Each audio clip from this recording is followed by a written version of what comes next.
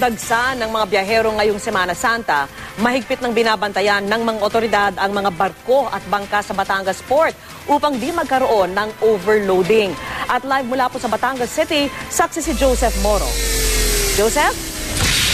Vicky, palalim na ang gabi dito sa Batangas Port pero walang tulugan dahil sige ang pagdating at pag-alis ng mga barko para nga servisyohan yung mga kababayan natin na uuwi sa Semana Santa. Pero yung ilan ay fully booked na hanggang bukas. Katulad na lamang nung barko na papunta ng Odyongan, wala na silang masasakyan. Yung gusto niyong barko ay sa Huwebes na ulit yung kasunod na availability niyan. Samantala, Vicky, ngayong maghapon ay mag-anak yung bumiyahe mula dito sa Batangas Port. Pero meron na rin tayong mga nakita ng mga dayuhan, ng mga foreigner na sumabay doon sa dagsa ng ating mga kababayang umuwi sa kanilang probinsya ngayong Holy Week.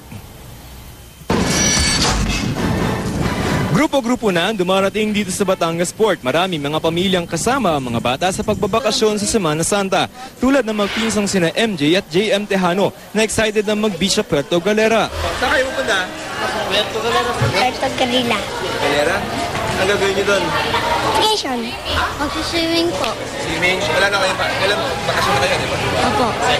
Pero may mga dayuhan ding sumabay sa mga bakasyonistang Pinoy, katulad na lamang ng grupo ng mga kabataang Canadian. First time daw nila sa Pilipinas kaya susulitin nila ang pagpunta sa beach. Spring break, yeah. What do you look forward to doing here in the Philippines? Well, these are our last few days here and we're going to go to Coco Beach and relax after working at the orphanage. Sa ngayon, hindi pa nagkakaubusan ng mga bangka. Sa Miyerkules at Huwebes pa kasi inaasahan dadagsa ang mga turista. 270 pesos hanggang 275 pesos ang one-way na ticket sa bangka pa Puerto Galera. 500 kung round trip. Marami pa naman daw mga kwarto sa mga hotel. Pero dahil peak season, maghanda na ng mula 4,500 pesos hanggang 7,500 pesos para sa hotel. Kasi laging ang kinukuha nila is 3 nights, 2 nights.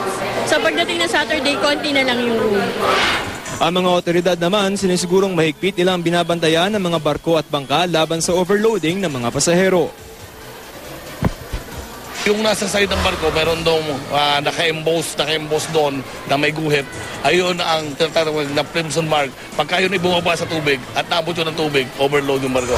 Yung command post, yung mga equipment in terms of monitoring, yung medical team, ito ilan lamang sa tinitingnan natin to ensure na in place lahat ng ating mga pangangailangan just in case magkaroon ng emergency.